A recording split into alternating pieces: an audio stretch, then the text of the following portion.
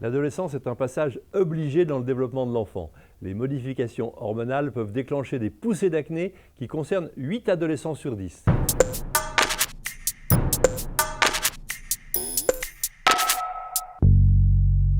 La plupart d'entre eux le vivent bien, mais pas tous.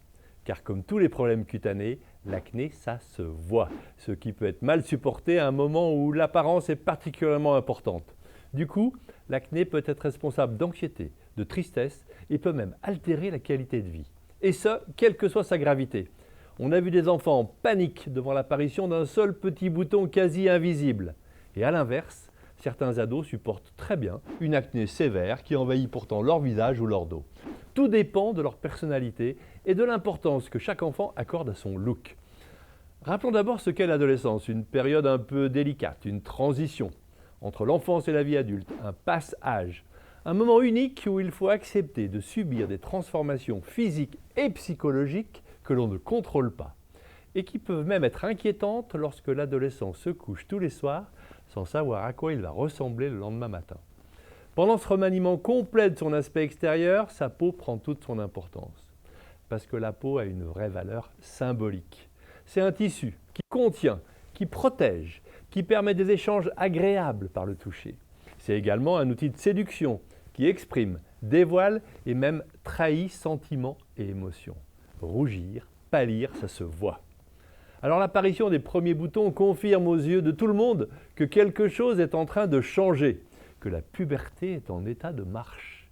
Normal que tous souhaitent que ces marques disgracieuses disparaissent rapidement. Mais les premières propositions de soins ne leur conviennent pas toujours. On sait que nos ados ne savent plus attendre.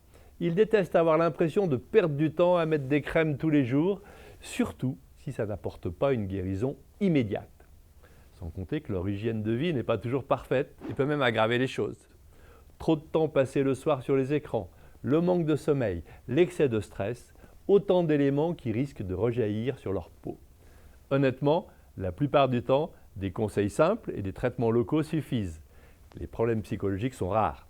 Il faut consulter un spécialiste si les premiers boutons sont mal supportés, si l'ado a tendance à les gratter ou s'ils se sont gênés dans ses relations avec les autres. Mais au final, tout ceci n'est pas bien grave. L'acné est un phénomène normal à l'adolescence, même si son impact sur les ados du XXIe siècle est sans doute plus important, car la nouvelle génération est particulièrement préoccupée par l'apparence. En somme, l'adolescence c'est quoi? Une averse hormonale?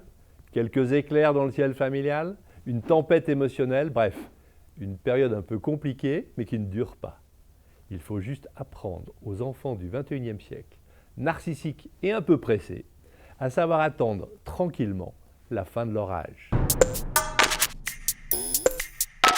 Tout ça, je le pense très fort, mais je réfléchis encore.